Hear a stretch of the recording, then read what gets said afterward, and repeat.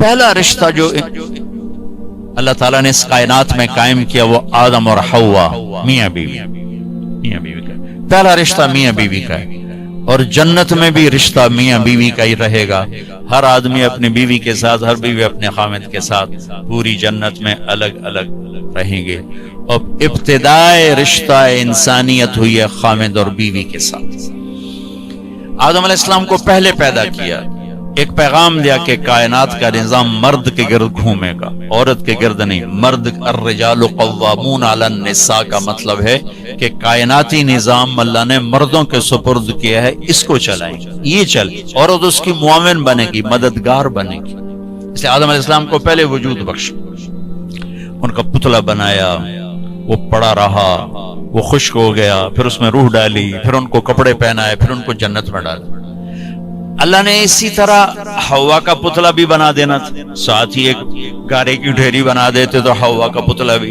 اب خیال فرمائیں کہ اللہ نے عورت کو پہلے دن سے بے پرد نہیں رکھا، پہلے دن سے بے پرد نہیں رکھا۔ اللہ تعالیٰ کے ایک ڈھیری ساتھ حوا کی بناتے تو وہ کیا مسئلہ تھا، فرشتے ہی ہیں اور تو کوئی ہے نہیں، اور اللہ تعالیٰ ایک ڈھیری بنا کے چل بھائی آدم بن کے بن گئے، چل بھائی ہن حوا بھی بنا دے، وہ بھی بن جاندی، دونوں ہی پڑے ہوتے نہیں۔ ایسا نہیں کیا ہے، حوا کی ڈھیری نہیں بنائی، حوا کے پتلے کو بے پرد نہیں رکھا، آدم کو سلایا، آنکھ کھلی تو پہلو میں حوا کو بٹھایا ہوا تھا، پورے لباس، پوری زیب و زینت کے ساتھ۔ تو آدم علیہ السلام کہنے لگے یہ کون ہے؟ کہ یہ تیری بیوی ہے، تیری زندگی کی ساتھی۔ اور عجب بات، جنت جیسی نعمت کے باوجود آدم علیہ السلام جنت میں اداس رہتے تھے۔ ماں جی آئی تھا بیدا دل لگا، نہیں تو جنت میں بھی اداس رہتے تھے۔ تو اللہ تعالیٰ نے نکاح پڑھایا، تو اللہ تعالیٰ نے کہا آدم بیگم کا مہر ادا کرو۔ تو یہ مہر پہلے دن سے ہے۔ مہر کیا چیز ہے؟ کسی کی بیٹی کی قیمت نہیں، وہ مالدار گھرانے کی بچی ہو یا کسی جھوپڑے کی بچی ہو، مہر کسی کی بیٹی کی قیمت نہیں ہوتا۔ تھوڑا رکھو یا ساری دنیا سونا بنا کے مہر بنا دو، ایک بال کی بھی قیمت نہیں۔ مہر ایک علامت ہے، ایک علامت ہے کہ آج کے بعد اس لڑکی کا خرچہ یہ لڑکا اٹھائے گا، جب تک وہ زندہ اور یہ نکاح قائم ہے، یہ خرچہ خامد قوامون علی النساء، گھر کا نظام مرد چلائے گا، عورت گھر میں بیٹھے گی، نسل کو تیار کرے گی، تربیت کرے گی، ایک خوبصورت نسل اگلی نسل کو دے کے دنیا سے جائے گی۔ بہت بڑی جاب ہے ہماری عورت کی۔ تو اللہ نے کہا مہر ادا کرو۔ کہا جی کیا ادا کروں؟ تو کتنا سونا چاندی تھا؟ تو اللہ تعالیٰ کہتا دا من سونا انہوں چاہ کے دے۔ تو میرے رب نے کہا آدم تیری نسل میں میرے محبوب آنے والے ہیں، ان پر ایک دفعہ درود پڑھ دے، یہ تیری بیگم کا مہر۔ ابھی آپ کا تو تذکرہ ہی کوئی نہیں ہے سوائے اللہ کے، کسی کو نہیں پتا کہ میں کس کو بھیجنے والا ہوں اور کیا کرنے والا ہوں ان کے لیے، لیکن آدم علیہ السلام کو اشارہ کر دیا کہ تیری نسل میں میرا محبوب آئے گا، تو اس پہ ایک دفعہ درود پڑھ بھائی، یہ تیری بیگم کا مہر ہے۔ یہ انسانیت کا پہلا رشتہ ہے۔ والدین کے حقوق کے لیے چند آیات، اولاد کے حقوق کے لیے چند آیات، بہن بھائیوں کے حقوق کے لیے چند آیات ہیں، خامند بیوی کے لیے سینکڑوں آیات۔ پوری سورت اتری ہے، سورہ طلاق، پوری سورت، سورہ نساء، سورہ طلاق، سورہ مائدہ میں، سورہ بقرہ میں، سورہ آل عمران میں اللہ نے سینکڑوں آیات اتاری کہ یہ رشتہ باقی رہے، کیونکہ اس میں کمزوری ہے، اہمیت کے باوجود اس میں ایک کمزوری ہے کہ ایک بول پہ ٹوٹ جاتا ہے، باقی رشتہ ٹوٹتا نہیں۔ میں اپنی ماں کا فرما بردار ہوں یا نافرمان ہوں، ماں بیٹے کا رشتہ نہیں ٹوٹتا، باپ کا باغی ہوں یا باپ کا خدمت گزار ہوں، یہ رشتہ نہیں ٹوٹتا، بھائی سے لڑا ہوا ہوں یا صلح ہے، یہ رشتہ نہیں ٹوٹتا، لیکن خامد اور بیوی کا رشتہ ایک بول پہ ٹوٹ جاتا۔ میرے نبی نے فرمایا علی طلاق سے بچنا، جب طلاق دی جاتی ہے تو اللہ کا عرش کانپ اٹھتا ہے، اللہ کا عرش کانپ اٹھتا ہے۔ جب بیجا طلاق دی جاتی ضرورت کے تحت تو طلاق رکھی گئی، لیکن جیسے آج کل کی طلاقیں ہو رہی تو اللہ کا عرش کانپ اٹھتا۔ میں اسلام آباد سے آ رہا ہوں تو وہاں ایک بچی ملی مجھے، کہا کہ مجھے طلاق ہو گئی کہ سسرال والوں کا تیرے ابے گڈی تا دیتی کو نہیں، چل واپس، اور خود وہ ڈاکٹر جی طلاق ہو گیا۔ تو اس طرح جب ظلم و ستم ہوتا ہے تو پھر اللہ کا عرش کانپ اٹھتا ہے۔ تو یہ رشتہ کیسے گزارنا ہے کہ زندگی خوبصورت ہو جائے؟ کیونکہ میری بات سن لیں غور سے، آپ مالدار لوگ بیٹھے ہیں، پیسے سے آپ زندگی کو خوبصورت نہیں بنا سکتے، گھر خوبصورت بنا سکتے ہیں، گاڑی خوبصورت لے سکتے ہیں، زیور خوبصورت خرید سکتے ہیں، زندگی کی خوبصورتی کا تعلق ان چیزوں سے نہیں ہے۔ زندگی کی خوبصورتی صرف میرے نبی کی غلامی میں۔ نبی پاک صلی اللہ علیہ وسلم ایک پاکیزہ زندگی لے کر آئے، جو اس کے پیچھے چلے گا اس کی زندگی میں حسن آئے گا، جمال آئے گا، کمال آئے گا، باقی ویرانیوں کے سوا کچھ بھی نہیں۔ تو میرے نبی نے 11 گھر آباد کیے ہمیں زندگی سکھانے کے لیے۔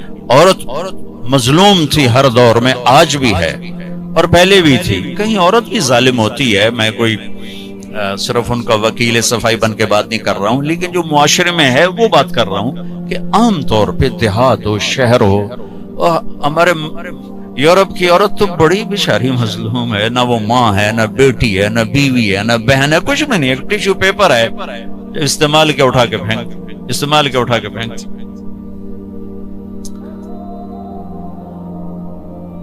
تو میرے نبی نے بھی اس کو ہائی لائٹ کیا۔ آپ تو شریعت لے کر آئے تھے، آپ نے زیادہ اس کو ہائی لائٹ کیا۔ تو آپ نے فرمایا جس کو اللہ نے 3 بیٹیاں دی اور اس نے ان کی شادی کر دی تو جنت میں میرا ساتھی ہو جائے گا۔ تو ایک صحابی نے عرض کی یا رسول اللہ اگر 2 بیٹیاں، تو آپ نے کہا جو 2 بیٹیوں کی شادی کرے گا وہ بھی جنت میں میرا ساتھی ہوگا۔ ایک نے کہا یا رسول اللہ اگر 1 بیٹی ہو، اللہ اس کا بھلا کرے، کسی ہوتی ایک، کہ یا رسول اللہ اگر 1 بیٹی ہوگا، جو 1 کی بھی شادی کرے گا وہ جنت میں میرا ساتھی ہوگا۔ ٹھیک، اب 10 بیٹوں کی شادی کرو تو جنت کا وعدہ کوئی نہیں، اور 1 بیٹی کی ڈولی اٹھا دو تو میرے نبی فرما رہے ہیں وہ جنت میں میرے ساتھ ایسے ہوگا، ایسے 2 انگلیوں کا اشارہ کیا کہ میرے ساتھ ایسے ہوگا، اس کی کمزوری کی وجہ سے کہ وہ پستی ہے۔ تو میرے نبی نے مختلف مزاج کی عورتوں سے شادی کر کے خوبصورت زندگی پیش کی، نمونہ پیش کر کے تشریف لے کے۔ بچوں سے نسل چلتی ہے، بچے باپ کی جگہ سنبھالتے ہیں اور ان کی شادی کرنے پر اجر ہے، جنت کا وعدہ کوئی نہیں۔ اور بچی پرائی نسل لے کر چلتی ہے، اپنا گھر چھوڑ کے دوسرے گھر چلی جاتی ہے، اور میرے نبی فرما رہے ہیں 3 کی کرے تو ایسے، اور 2 کی کرے تو ایسے، اور 1 کی کرے تو میرے ساتھ ایسے ہے، اور 10 بچوں کی کرے تو اجر تو ملے گا، جنت کا وعدہ کوئی نہیں۔ پھر آپ نے فرمایا جس نے اللہ کو 2، آپ کے نہ فرمایا جس کو اللہ نے 2 بہنیں دی یا 2 بیٹیاں دی، کبھی بیٹی ہوتی ہے بہن نہیں ہوتی، کبھی بہن ہوتی ہے بیٹی نہیں ہوتی، اور اس نے ان کی شادی کی اور ان کا حق ادا کیا تو وہ جنت اس پہ واجب ہو گئی، جنت اس پہ واجب ہو گئی۔ حق ادا کرنے کا کیا مطلب ہے؟ ہمارے پورے بر صغیر میں دنیا کا تو پتہ نہیں ہے، بہنوں کو کچھ نہیں دیا جاتا، صرف جہیز دیا جاتا ہے۔ پنجاب ہو، سندھ ہو، بلوچستان ہو، سرحد ہو، ہر جگہ بہن کو، بہت کم لوگ ہیں جو بہنوں کو باپ کی وراثت میں سے پورا حصہ دیتے ہیں، ورنہ بھائی کھا پی جاتے ہیں۔ ہمارے ہاں تو ذمہ دار جیلی انگوٹھے لگا کے زمین پہ قابض ہو کے بیٹھ جاتا، دینا ہی سوال ہی نہیں پیدا ہوتا۔ اور میرے رب نے جب قرآن اتارا تو بیٹی کی وراثت پہلے بیان کی، بیٹے کی وراثت بعد میں بیان کی۔ یہ عجیب بات ہے، یہ عرب کا دستور تھا کہ بچی کو کچھ نہیں ملتا تھا، سارا بیٹے کا۔ ہندی ثقافت میں بچی کے لیے کچھ نہیں، سب بیٹے کا ہے، بچی کے لیے جہیز ہے بس۔ میرا نبی جو دین لائے اور عرب کا جو ماحول تھا وہ یہ تھا سب کچھ بیٹے کا، تو قرآن یوں سوال اٹھاتا تو پھر بیٹی کو کیا ملنا چاہیے؟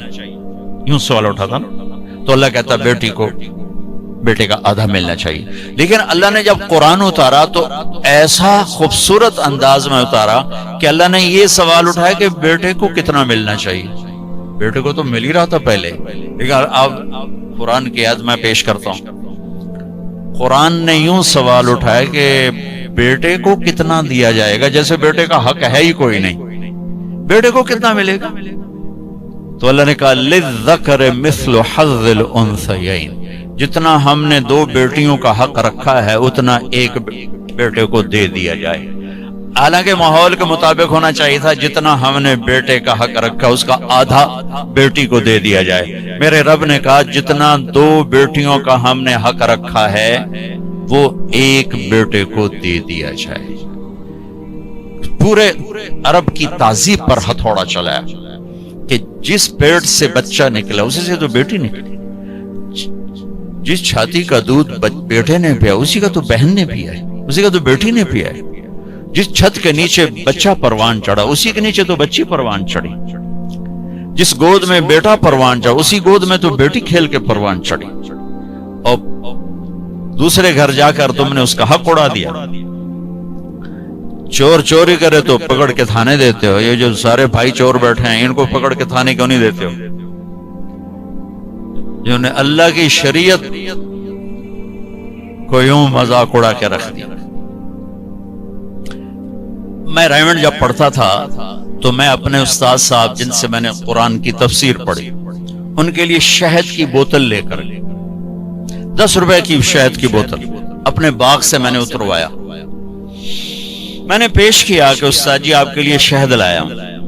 کہنے لگے کہاں سے لائے ہو؟ میں نے کہا جی میرے اپنے باغ کا ہے۔ اب آپ سوال پہ غور کرو۔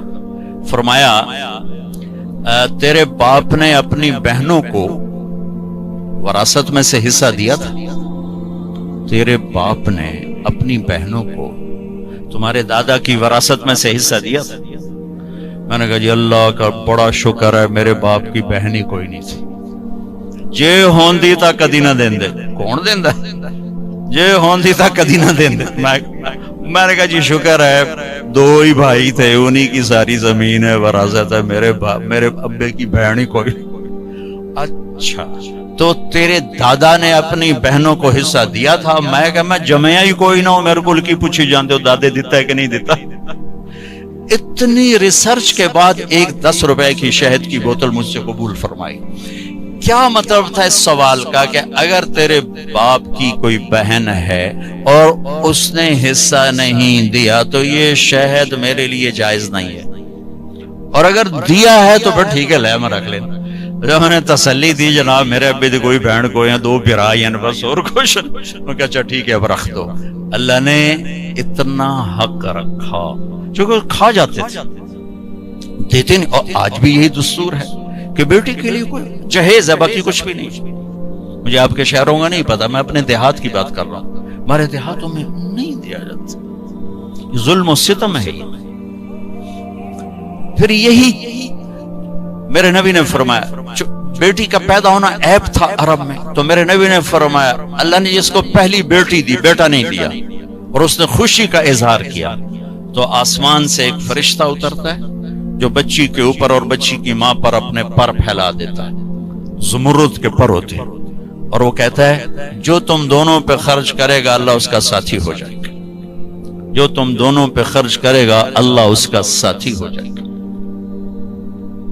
یہی جب بیوی بنتی ہے پرائے گھر جاتی ہے تو میرے نبی نے فرمایا اس کائنات کی مختصر سی زندگی ہے اور یہ مختصر سا ساز و سامان ہے، اور اس کائنات کی سب سے اعلیٰ ترین چیز وہ نیک بیوی ہے۔ اس کائنات کی سب سے اعلیٰ چیز نیک بیوی ہے، اور آپ نے فرمایا خیرکم خیرکم لأہلہ، اعلیٰ درجے کا مسلمان وہ ہے جو بیوی سے حسن سلوک کرتا ہے۔ اور پھر آپ نے فرمایا انا خیرکم لأہلی، اور میں تم سب میں سب سے زیادہ اپنی بیویوں کے ساتھ حسن سلوک کرتا ہوں۔